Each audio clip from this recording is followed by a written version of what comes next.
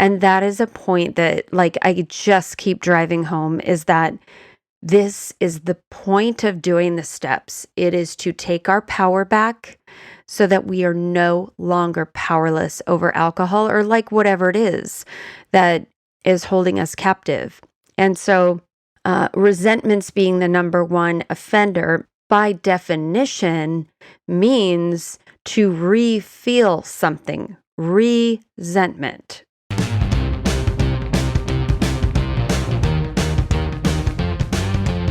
Welcome to Amy Liz Harrison's podcast, Eternally Amy, a mum of eight's journey from jail to joy. A Gen Xer who overcame her struggle with alcohol to become a best-selling author and mental health advocate. She shares stories of hope and offers ideas for others struggling with mental health challenges, spirituality, ADHD, or maybe just family, travel, and logistics. One thing is for sure, you'll leave with something to chew on. And now, here's your host, Amy Liz Harrison, with your mystery meat sandwich. Greetings, compadres. Okay, so it's April, and in our series 12 Steps for Anyone Who Wants Them, that means that we are ready to talk about the fourth step. And so how I'm going to do this is I don't want to overwhelm you. So I'm going to do half of it today and half of it for the fifth step, because the fourth step is taking a searching and fearless moral inventory. And then the fifth step is going over that inventory with a sponsor or another human being, a professional, a counselor, whoever. And so it kind of all fits together. Well, it does fit together.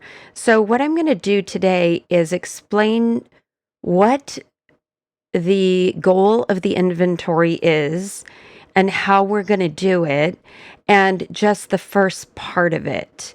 And then next month for May, we're going to do the rest of it, the other parts of the inventory, and what to kind of expect when you're doing it with a sponsor or trusted friend or professional.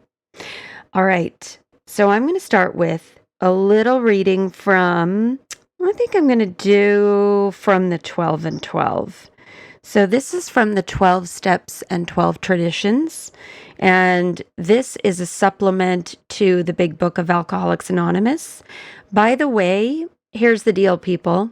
I endorse 12-step fellowships like Alcoholics Anonymous, like Al-Anon. They do not endorse me. So I just want to make that really clear in case there are any questions. I am endorsing them. And that's just to make that differentiation that I happen to get sober through a 12-step community.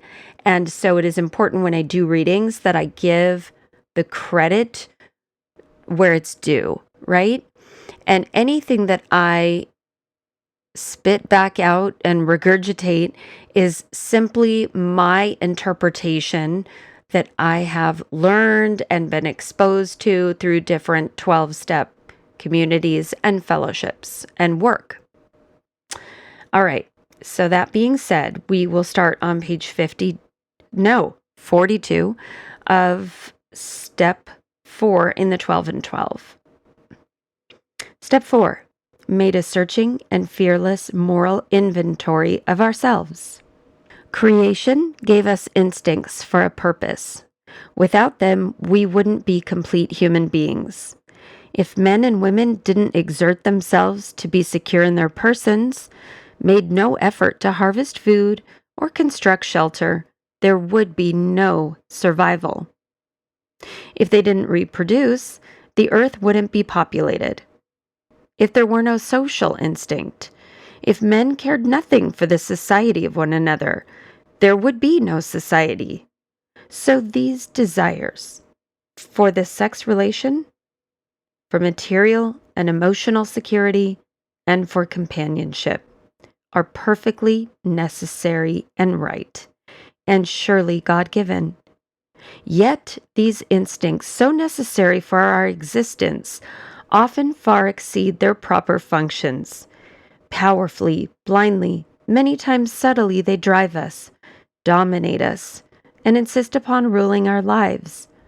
Our desires for sex, for material and emotional security, and for an important place in society often tyrannize us. When thus out of joint, man's natural desires cause him great trouble, practically all the trouble there is. No human being, however good, is exempt from these troubles. Nearly every serious emotional problem can be seen as a case of misdirected instinct. When that happens, our great natural assets, the instincts, have turned into physical and mental liabilities. Okay, and now one more little mystery meat sandwich for you. And this comes from chapter 5 of the Big Book of Alcoholics Anonymous. And it's going to talk a little bit about a personal inventory. Okay, therefore, we started upon a personal inventory. This was step 4. A business which takes no regular inventory usually goes broke. Taking a commercial inventory is a fact-finding and a fact-facing process. It is an effort to discover the truth about the stock in trade. One object is to disclose damaged or unsaleable goods, to get rid of them promptly and without regret. If the owner of the business is to be successful, he cannot fool himself about values. First, we searched out the flaws in our makeup, which caused our failure. Being convinced that self manifested in various ways was what had defeated us, we considered its common manifestations. And then it says that resentment is the number one offender. It destroys more alcoholics than anything else. From it stem all forms of spiritual disease, for we have been not only mentally and physically ill, we have been spiritually sick. And then it says that when the spiritual malady is overcome, we straighten out mentally and physically. And so it sounds like the instincts, the God-given instincts that we were born with, that were helping us back in the day, right, to not get eaten by some wild animal, right, the survival of the fittest. All those instincts, when they get way off balance, right, way out of whack, that's when they cause us trouble.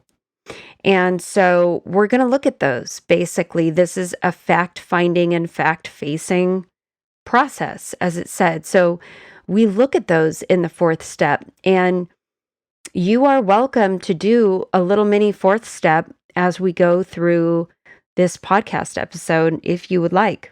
And so there are many ways to do it. There's not a right and a wrong way, although some 12-step fellowship members might tell you that there really isn't. You can do what works for you. What a concept. So anyway, what you can do is a couple of things. You can go old school, like when we were in elementary school doing our, project on Michelangelo or whatever, and we'd get a box of index cards, and then we would go through and write on the index card the name of the person who was offending us, or the place, or the institution, because we're starting with resentments. And then what we're going to do is flip it over on the other side, and you're going to write the cause, okay? What happened around why you're offended, basically. Or you can take a spiral notebook and you can make 4 columns. And the 3rd column has to be a little bit bigger than the rest of them, just because there's more handwriting involved. Or you can do a spreadsheet, okay? So it just depends on what kind of person you are. You have choices. And the main component is you're going to have 4 columns. So if you did the index card method, maybe 4 different colors of index cards, just so you can kind of separate everything out. Or if you use white index cards, maybe just different colored pens. Whatever. You'll find a system. And basically, the point is that we're going to one by one go through our resentments. So in this first episode, unpacking it, the only part of the fourth step that I'm going to deal with today for, step 4 of anyone who wants the steps, wants to do the 12 steps. 12 steps for anybody who wants them, is we're going to start with the resentments, because the resentments is such a hefty part of this whole process. And before I sort of dive in and unpack it, I want to say, if you've heard people say before, oh my gosh, the fourth step, it's so scary, and oh, it's just this big deal. Yeah, it is. But it's very empowering. And that is a point that, I just keep driving home, is that this is the point of doing the steps. It is to take our power back so that we are no longer powerless over alcohol, or whatever it is that is holding us captive. And so resentments being the number one offender, by definition, means to re-feel something, resentment, okay? And so this can be anything. You can list in, maybe it's, Jason Santiago from elementary school, and you're going to make your name list first. So anybody you can think of, right, who you have a resentment against. And it is done this way for a reason. And the reason is, it is too overwhelming to go through the resentment process individually with every single person all in one go. It's just a lot emotionally. So I would invite you to follow that instruction and just see how it goes for you, because if you do more than that at a time, it's a little emotionally draining, more so than it has to be, I guess is a good way of putting it. So you're going to think back all the way, as early as you can remember, to anybody you had a resentment against, Heather so-and-so in, the first grade or the kindergarten class who cut in front of me in line, whatever it is. And so you're going to write on your index cards or on your spreadsheet or your spiral notebook, column 1 is all names of people, places, and things. So maybe some of the places are, a church. Maybe it's a church, maybe it's a hospital, maybe it's a store that you felt like did you dirty, whatever it is. Or maybe it's like an institution, you could say the government, or you could say whatever. You get the idea. Anything that you have a resentment against goes in that first column. Now, I'm going to explain just a high level idea before we go on to what you do with those names. This high level idea will help you understand where we're going with this whole thing. So if you picture a pizza and you cut it into thirds. So, you can order like a half and half pizza, pepperoni and sausage on one side, Hawaiian on the other, or whatever. Or, say you're at Round Table Pizza after your soccer game when you're a kid, and you get this pizza and you want it in thirds. You want a third Queen Guinevere's Delight. You want, King Arthur Supreme, a third of that, and then a third cheese. Whatever you want to do, okay?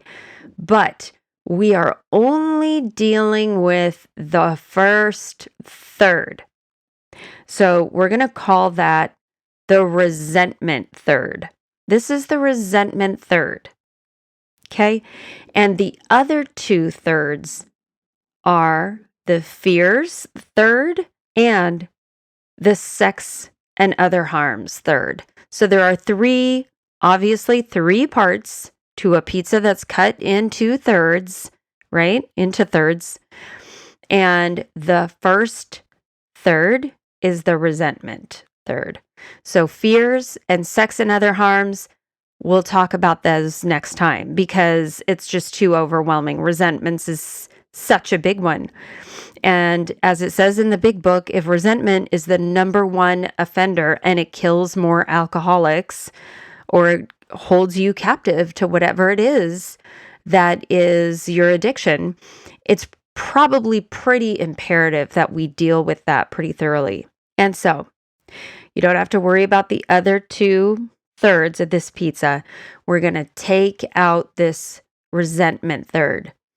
And what we're going to do is we're going to cut that third up into 4 slices. So these are the columns, of course, or the colored index cards, the different colored index cards. Okay.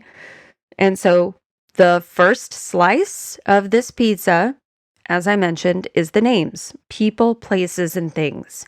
This can take weeks, y'all. This can take a long, long time because why wouldn't we do it really well, right? I mean, if we're going to clean out our closet and we're going to inventory all the clothes in there, we probably should take the amount of time that it's going to take and not just haphazardly take a bunch of clothes off the hangers and throw them in the donation pile and then find out later, oh, shoot, I needed that sweater, right? And so yeah, we really want to do a good job of looking at all the clothes in the closet. If we were to be going through our closet, spring cleaning it out, we want to look for items that are no longer serving us. Maybe they don't fit well. Maybe they're in disrepair. They need a button sewn on, whatever it is. Okay. That's what we're doing here with the resentments, because really what we're doing is trying to get to the fears third and the sex and other harms third, which are the fears third is like the root, okay? The reason that we are so upset, the real true reason. We really have an underlying fear of whatever it is, blank. And then when we get to the sex and other harms, that's going to be, what are my motives? Okay, so set that aside. We're not dealing with those today, as I mentioned, but just to kind of explain this concept a little bit more in depth. So we go back to this pizza. So now we've written everything down, right? So maybe another example, of course, is the closet. As I just said, maybe you're looking at all these clothes and you're trying to see what you have and what you're dealing with, okay? And so the second slice of the resentment third is the reason, the cause, right? Why am I upset? Why am I offended? Why am I still thinking about this, right? What happened? And you're only going to tell a very brief story enough on here so that you will know what it is that you're referring to. It doesn't have to be cradle to the grave detail. Usually about 2 sentences is enough to trigger your memory so that you can relay the general idea to a sponsor or to a counselor or a professional, whoever's helping you do your 5th step, and you're telling the story to them. So you'll write down the cause. So you'll go back all the way through from the start, starting with, Jason Santiago, and you'll go through, why am I upset at Jason Santiago? And then you're going to list that reason, the cause. You're going to do that for every person on your list or on your pink index card, right? Okay. Now, what you're going to do after you have done the second column, which is the cause, we get to the third column, okay? Or the third color if you're doing index cards. we get to the third column. Now, this is kind of where it gets really interesting because we have what is called the 7 parts of self is what I'm going to call it. People call it different things in the 12-step fellowship community. But this one is, and you can arrange this so that you can just check the boxes on this, or you can write them all out on an index card, whichever ones are the real parts of self that are being affected. But you are looking to see, what is this touching in me? Like, which nerve is this pressing on? Okay? And so in the big book of Alcoholics Anonymous, we're given 7 different areas that are these areas of self, and they're pretty much like the 7 deadly sins. You know, greed, anger, pride, lust, envy, gluttony, and sloth. But in the big book, they are referred to as, where was I selfish? Was I full of pride? Did it affect my ambitions? Like, what did this resentment do to me, basically? How about my security? Did it affect my financial or emotional security? Maybe it affected my personal relationships, my sex relationships, or financial. And so I'm going to quickly define these for you just so you can kind of know what I'm talking about. So, self-esteem. Did this resentment affect my self-esteem? And this is how I think of myself. So if I have a real negative self-talk, a positive self-talk, did it affect how I feel about myself? Okay. How about pride? Next is pride. Pride, in this case, is defined pretty much as what others think of me. Okay, what's my reputation with other people? How do I want other people to view me? Did this resentment affect my ambition? So this is, what were my goals, basically, for this encounter? How did I want this situation to go? And it didn't go that way. In what way were my ambitions affected? Okay. And next, what about security? Okay. How did this resentment affect my emotional security, my financial security? What is it that I need to feel, or I needed to feel in this particular instance for me to feel okay? All right. And after that, how did it affect my personal relationships? Did I get dumped by a boyfriend? Did my dad leave me? Whatever it is. And then what about my relationship with others? My relationship maybe with my colleagues, right? Who did this affect? What part of myself, if you were going to personify basically these areas of self as little people, who was it? Who was offended inside of you? Right? And then sex relationship. How was my sex relationship affected? Okay, so did it affect my preferred sex life? If you are married, maybe you want something different now in your sex life. And so maybe this resentment is somehow tied to that. Feeling like you can't communicate with your spouse. So maybe you have a resentment against the spouse, right? What did it affect, if anything, sexually? Okay, so you can put down one of these 7 areas of self. You can check off 1. You can check off 5 of them. You can check off all of them if they all apply. But the point is to really dissect what it is that made you so pissed about this, because it affected what part of you. So you are looking for the root. We're trying to get to the root. Okay.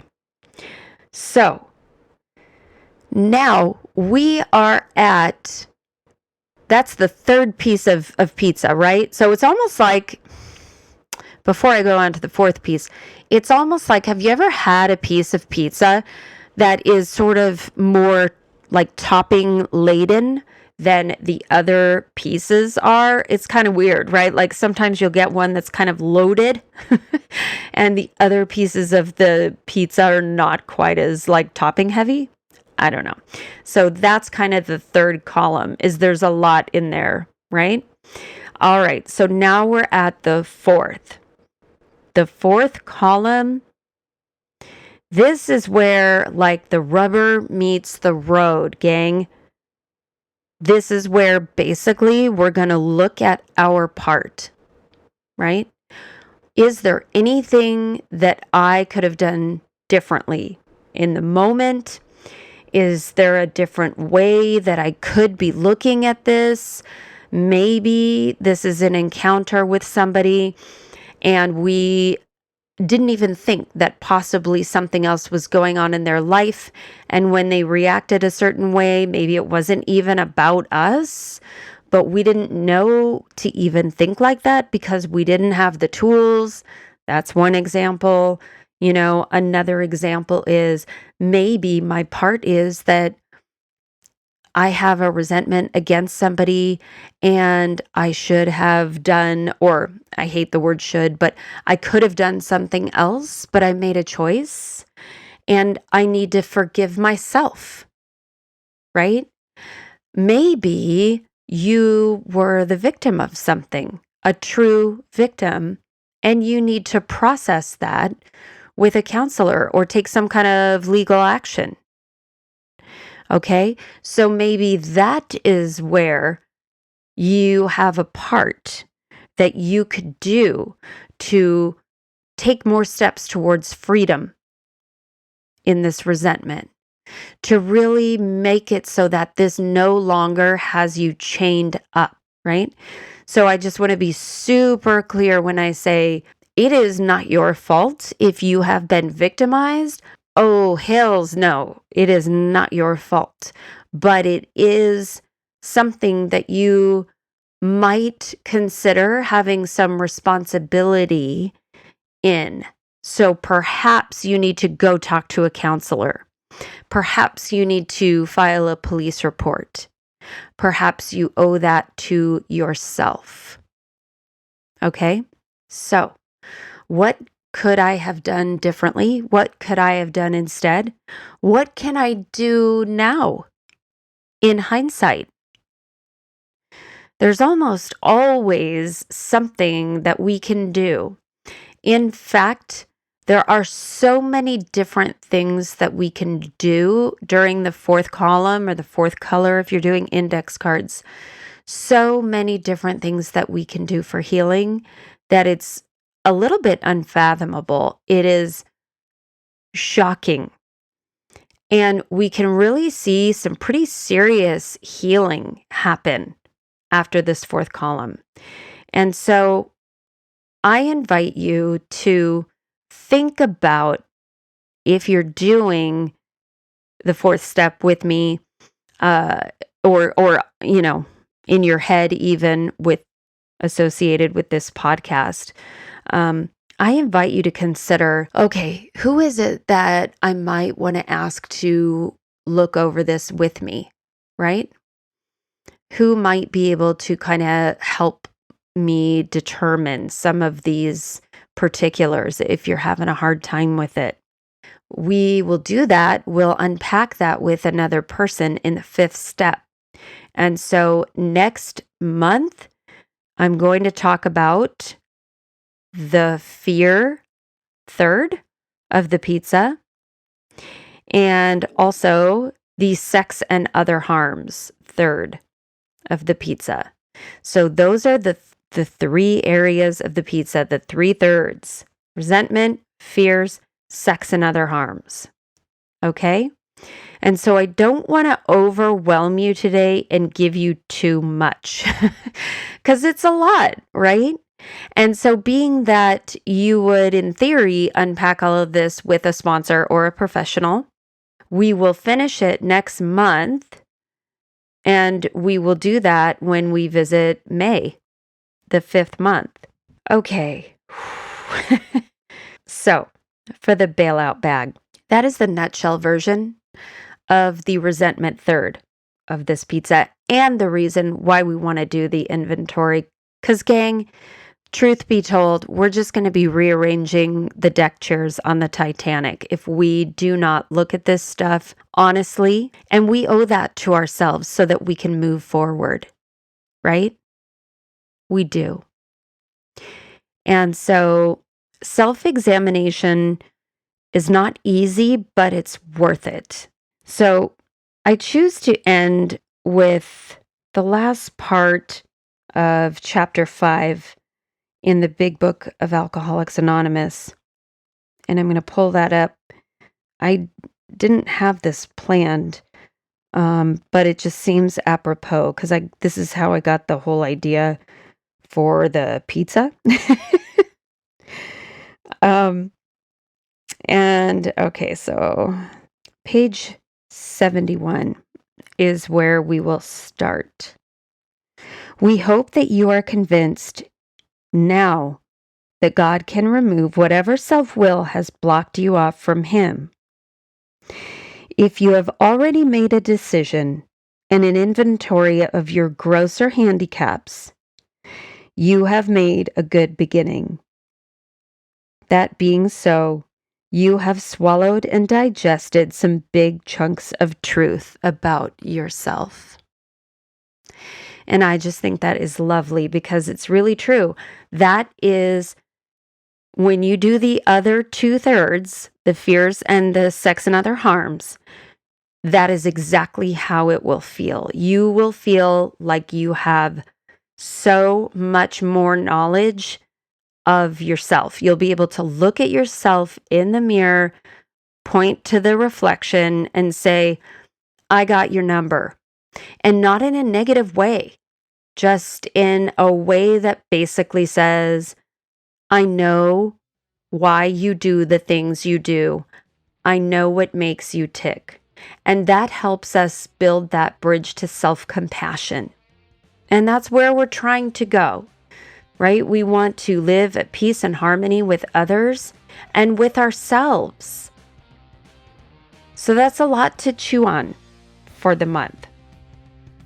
And I just want to thank you guys for listening. And also just to remind you to always be kind, rewind, take what you like, and leave the rest behind. And thank you so much for the honor of your time.